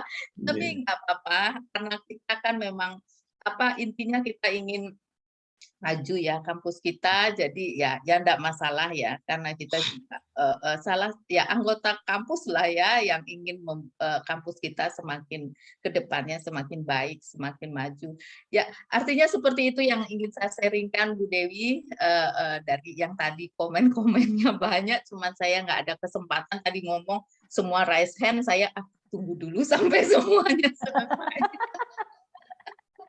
Makasih Bu Kadek, luar biasa. Tapi ngomong-ngomong tadi terkait dengan Trihite Karana ya Pak, Bu, saya salah ngomong nggak? Itu bisa dijadikan sebagai potensi sebenarnya ya Bu ya, artinya kan memang sudah terpolakan tata hidupnya. Ya, saya bersyukur saya bisa beberapa kali mengunjungi Bali dan setiap kunjungan itu tidak pernah mengecewakan, artinya memang Bali itu punya suasana yang berbeda, masyarakatnya sangat tertata, begitu ya Bu ya. Jadi memang ini menjadi salah satu potensi, terutama dalam pengembangan kesehatan lingkungan di lingkungan kampus. Saya rasa mungkin tidak perlu kerja terlalu keras, menjadi pekerjaan yang tidak terlalu berat lagi di Bali, begitu ya Bapak Ibu. Berbeda mungkin, mohon maaf, misalnya di tempat asal saya di Sumatera Utara, mungkin itu upayanya mesti lebih besar lagi, karena memang tadi pola untuk kesehatan lingkungan itu belum terbentuk terlalu baik, gitu ya Bapak Ibu. Tapi bukan berarti tidak bisa. Tapi kalau di Bali itu menjadi salah satu potensi begitu. Lalu kemudian untuk ketaatan itu juga ya Bu ya, Bapak Ibu, kita tahu bahwa masyarakat Bali memang ketaatannya udah nggak bisa diragukan lagi. Nah ini mungkin ketika sudah ada kebijakan, potensi untuk mentaati peraturan yang sudah ditetapkan mungkin akan tidak terlalu banyak mengalami kendala ya Bapak Ibu ya, tidak terlalu banyak mengalami halangan begitu untuk karena kita tahu bahwa masyarakat Bali sudah terpatri untuk terkait dengan ketaatan kepada pimpinan, apalagi kepada aturan agama. Nah, mungkin kita juga bisa memanfaatkan Bapak Ibu, kita bisa insert pola-pola hidup sehat itu, perilaku hidup bersih dan sehat ini kita bisa insert dalam pesan-pesan di upacara-upacara agama. Begitu. Mungkin bukan mungkin, itu pasti jauh lebih efektif. Kita suka tuh melakukan titip pesan misalnya di ibadah di khotbah Jumat gitu ya Bapak Ibu ya, atau mungkin pada saat melakukan pemimpin-pemimpin, pemuka-pemuka agama kita yang menyuarakan pada saat lagi ada kesempatan upacara agama, itu akan jauh lebih efektif saya rasa pesan-pesan kesehatan dalam rangka peningkatan pengetahuan dari masyarakat kampus begitu. Lalu kemudian untuk bekerja di masa pandemi, Bu Kadek itu mungkin Budian tuh udah ketawa-ketawa karena itu sebenarnya nasibnya sama juga gitu. Sejak pandemi ini batasan waktu tuh udah jadi blur. Nggak ada. Pagi, siang, sore, jam kerja itu jam berapa kita udah nggak tahu lagi gitu ya Bapak Ibu ya. Bener kan? Sabtu Minggu juga nggak ada karena semua. Sebenarnya itu juga merupakan salah satu hikmah yang kurang begitu menyenangkan dari pandemi ini. Jadi jam kerja tuh jadi blur. Padahal kita WFO Bu, baru pulang kantor, tiba-tiba jam 7 ada rapat lagi. Astaga, kalau dulu kan belum pandemi kita jam di rumah tuh ya udah gitu. Sekarang ya karena udah ada Zoom, ya itu menjadi satu. Mungkin ini perlu kita kita kaji bersama ya Ibu ya untuk dipertimbangkan lagi bahwa semua itu tadi ambeien, pinggang sakit, mata minus tambah minus, saya juga nambah ini gara-gara sering melihat layar. Screen time kita udah sangat meningkat signifikan. Betul Bu Kadek Diana, ini menjadi inspirasi juga Bu Dian. Luar biasa loh kelas ini Bu Dewi. Iya, ya Bu Kadek, terima kasih Bu, terima kasih banyak Bu Dewi. Pokoknya ada Budiana, kita mantap ini teknik. Jadi Bu Trihite Karana itu mencerminkan begini Bu. Trihite Karana mencerminkan begini Bu, kehidupan kami di Bali bahwa kami menghormati tidak hanya manusia yang di atas sama yang ada di manusia, tetapi termasuk tumbuhan, hewan dan kehidupan yang ada di sekitar kami itu. Jadi penghormatan itu contoh kecil. Ya makhluk. Contoh kecil ya Bu, contoh kecil. Misalnya ada pohon pohon ini memang kita menganggap bahwa ini harus kita lestarikan karena ada sesuatu di balik itu misalnya. Maka itu ada namanya disengker, Bu. Disengker itu hanya dipagari gitu, kemudian diberikan kain di situ, Bu. Nah, itu salah satu, Bu, penghormatan Bu Dewi ya pada kami di kehidupan kami di Bali dengan dengan istiadat, adat, kebiasaan sebagai suatu kearifan lokal. Dan kemarin saya di Aceh, Bu, saya baru pulang juga 2 hari di Universitas Syakuala. Kalau Ibu juga masuk, ada tuh pohon 3 di sebelah sebelah barat dari kantin itu, sama, Bu, saya lihat. Jadi sama dengan kami yang ada di Bali ini tuh pohon, ada 3 pohon berdiri di situ, itu dililitkan dengan kain, dililitkan kain itu. Kalau Ibu jalan-jalan ke Syakuala, persis dengan kami di Bali. Cuman memang kalau di Syakuala itu menganggap keramat itu karena di situ ada makam yang memang diinikan ya, dituahkan gitu oleh masyarakat adat yang ada di Aceh itu. Jadi kalau kami di Bali itu menganggap bahwa pohon ini ya anulah, Bu, ya kalau secara ilmiah respirasi dengan oksigen dari dedaunan yang rimbun, rata-rata begitu. Makanya Bu Dewi kalau ke Bali, ayo kita mampir di Bu Diana di Fakultas Teknik, diajak jalan-jalan di belakang kampus peternakan ada tuh, Bu. Kami ada pura di belakang. Ini Pak Gede Suwarta nih pemangkunya itu. Silakan. Bu Dian, ke Bali kita, Bu Dian. Ayo, mari, Bu. Jadi betul. Silakan Bu Diana, coba Bu Diana lebih ininya, Bu. Silakan Bu. Jadi betul ya Pak Andi, Trihita Karana itu kan hubungan antara manusia dengan Tuhan, manusia dengan manusia, dan manusia dengan alam. Jadi itu sudah ada dasar kita. Nah kebetulan saya di TL, Bu, di teknik hubungan, jadi konsep Trihita Karana itu kita masukkan di materi teknik hubungannya. Jadi sudah ada mata kuliah yang menampilkan sebagai subjeknya itu memang Trihita Karana sebagai dasar gitu, sehingga karena itu kearifan lokal yang harus kita angkat kan, artinya dunia mengakui itu, maka kita harus ya menjaga itu kan begitu artinya. Dan ya itu jadi Pak Andi kayak ya itu salah satunya ya pohon. Mungkin orang luar melihatnya seperti apa gitu ya, tapi itulah yang cara kami untuk menjaga lingkungan gitu ya. Nah itu seperti itulah Bu, yang seperti tadi disampaikan Pak Andi.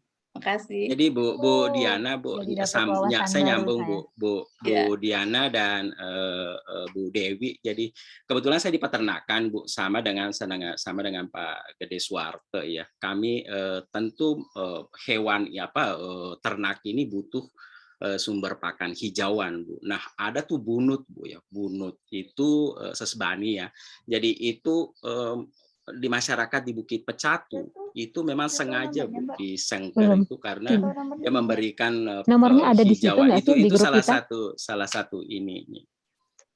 salah satu ya kearifan lokal seperti tadi Bu Diana. Jadi memang Bu, saya Muslim, Bu, tetapi saya banyak sekali menginikan dengan lingkungan saya di Bali ini sejak 35 tahun 86 saya penempatan tugas di Universitas Udayana. Nah, saya benar-benar dan 10 tahun, Bu, saya jadi kepala kampung di sini di tempat ini. jadi begitu kami saya masuk betul dengan lingkungan. Ya, saya sampai Gede Suwarta misalnya di kampus di Bukit Pecatu, kami masuk di desa-desa di Seraya Timur maupun di Sukasada di Buleleng, sehingga benar-benar saya menikmati sekali itu, Bu, Trihita Karana itu. Dan ini sebagai salah satu manifestasi kita aset dunia yang kita miliki. Belum lagi nyepi, Bu. Oh, banyak sekali deh. Banyak panjang ceritanya kalau mau Bu Dian ya. Silakan Bu Dian.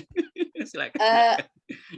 Jadi kalau yang kita nanti disuruh buat analisis itu, Pak. Jadi itu sudah salah satu poin dari budaya lokal yang bisa kita angkat ya. Betul, Artinya betul. Salah kita satu itu ya, kalau analisis SWOT-nya nanti masuk ke situ. Persis, itu Bu, menjadi ya. opportunity atau peluangnya. Saya baru mau ngomong, Bu Dian. Saya sudah nulis, Andi. Luar biasa. Mantap. Kemudian ternyata baru saya mau ngomong Bu, sebenarnya ini salah satu dari SWOT kemarin itu di mana nih kekuatan. Wah, Bu Dian ini mantap ini. Luar Pak biasa Gede nih Suwarto, diskusi kita kita. lebih didahului teknik ini dari peternakan. Peternakan dari kemarin mengompor. Silakan Bu Dewi. Luar biasa Ternyata- Bapak Ibu. Aduh, dapat Silakan, masukan Bu yang Dewi. banyak. Ini yang saya Silakan. harapkan ketika kita diskusi, apalagi ketemu dengan para dosen dari Bali pula, salah satu kota favorit gitu kan, dari UNUD. Ini menjadi semakin memperkaya wawasan kita ya. Bu Dian setuju ya, Trihite Karana. Dan bahkan di forum ini pun sudah terlihat komitmen dari Bapak Ibu sekalian untuk menindaklanjuti dalam rangka penyelenggaraan kampus sehat ini. Tepuk tangan buat kita semua, luar biasa. Luar biasa. Sebelum ini saya pengen bertanya Ibu, apakah di Universitas Udayana sudah mencanangkan Green Campus? Kita sudah masuk di UI Green Metric, Bu. Jadi Udah kita masuk di baru Green Metric. tahun ini kita masuk di UI Green Metric. Jadi ya baru Oktober kemarin ya kita upload semua data. Jadi ya kita sudah mulailah. Artinya secara dokumen dan secara pengurusan sudah diurus, tetapi secara pelaksanaan sebenarnya Udayana ini benar-benar sudah menjadi Green Campus sebenarnya. Karena Semoga ya lingkungan- saya juga. Ya. sektor lingkungannya sudah sangat diperhatikan sekali sepertinya. Nah, Ibu terkait dengan yang kita bahas tadi, ada komentar di kolom chatnya kita, sayang kalau tidak dibacakan. Jadi ini ada komentar dari Ibu Ida Ayu, katanya terkait dengan bagaimana mengkonsistenkan pola hidup sehat, sebaiknya ada reward dan punishment. Dengan adanya reward dan punishment mungkin yang diwujudkan dalam kebijakan, akan membantu masyarakat kampus lebih konsisten dalam berperilaku hidup sehat. Kemudian ada komentar dari Ibu Yeni Ciawi. Katanya terkait sampah tadi, nggak usah repot-repot, selain kita menghemat sampah, menghemat kertas dengan reuse penggunaan kembali, silahkan masukkan sampah kertasnya ke dalam bank sampah, supaya bisa didaur ulang. Artinya semua komponen yang dibutuhkan terkait dengan mengatur lingkungan sehat itu udah ada sebenarnya di Universitas Udayana. Kita mulai dari kebijakan, penghemat kertas, penggunaan kembali, kemudian kalau sisanya, bekasnya bisa kita simpan, kita kirim ke bank sampah untuk didaur ulang. Artinya bakal nggak ada lagi cemaran ini sebenarnya. Mungkin itu Bu Dewi. Silakan Bu Dewi, karena ini sudah jam 11.10, artinya tinggal 5 menit lagi, kita minta closing statement dari Bu Dewi. Silakan Bu Dewi. Oke, baik. Terima kasih Bu Dian, Bapak Ibu sekalian, terutama teman-teman, rekan-rekan dari Universitas Udayana. Sungguh suatu pengalaman yang sangat luar biasa, karena ini jauh di atas ekspektasi saya, Bu Dian, karena ternyata Bapak Ibu semua bisa berbagi informasi juga terkait dengan proses penyelenggaraan kampus sehat yang sebenarnya mungkin secara dokumen belum tertulis, tapi ternyata dalam pelaksanaannya sudah dilakukan. Jadi kami sih, kalau saya pribadi mempunyai keoptimisan yang lebih tinggi terhadap UNUD, karena memang ya itu tadi ya, budaya ketaatan yang sudah terbentuk di masyarakat Bali tentu saja menjadi salah satu hal yang memang tidak asing, tidak jauh lagi dari masyarakat atau dari mahasiswa yang ada di UNUD, tentunya pasti sudah terpatri, sudah terbentuk, maka penyelenggaraan kampus sehat ini pun akan semakin mudah untuk diterapkan. Terutama yaitu tadi ya, komitmen, tadi Bapak Ibu, hampir semua Bapak Ibu yang urun rembuk di sini ikut bersepakat bahwa kebijakan menjadi salah satu poin dasar dalam penyelenggaraan kampus sehat, dan bahkan dari beberapa Bapak Ibu sudah mulai menyusun hal-hal apa saja yang harus dilakukan untuk mengimplementasikan penyelenggaraan kampus sehat ini. Yang pasti Bapak Ibu, biarlah masyarakat kampus tidak menjadi objek tapi menjadi subjek dalam pelaksanaan kampus sehat ini. Diberdayakan semaksimal mungkin dengan melakukan tahapan pemberdayaan yang tadi sudah saya sampaikan. Jika misalnya seandainya Bapak dan Ibu mau berbagi informasi lebih banyak lagi, bisa menghubungi melalui Bu Dian, bisa menghubungi juga ke Direktorat Promkes, mungkin ada pembahasan lebih lanjut terkait dengan upaya pemberdayaan ini, kami sangat terbuka. Yang pasti dalam rangka penyelenggaraan kampus sehat ini merupakan satu potensi yang besar dalam mewujudkan Indonesia lebih sehat dan mencapai derajat masyarakat sehat yang setinggi-tingginya. Begitu Bapak Ibu sekalian, demikian Bu Dian, terima kasih. Mohon maaf kalau ada kata-kata yang salah, semoga kita bisa berjumpa lagi di lain kesempatan. Amin, luar Terima biasa kasih. sekali Bu Dewi. Amin. Mari kita Terima kasih, Bu berikan Dewi. aplaus yang luar biasa untuk narasumber kita. Sama-sama Pak Wayan, terima kasih sama-sama Bu Dian. Terima kasih Bu Dewi, ditunggu di Bali Bu. Wah Pak Andi, ya oke Pak Andi. Mau natap langsung Bu Dewi setelah 20 menit gitu ya. Ya, terima kasih. Ya, Ya, suksuma baik, terima Ibu, kasih. suksuma nggih. Ya, sama-sama Pak. Mari. Saya izin leave room ya Bu Dian, Bapak Ibu sekalian sukses.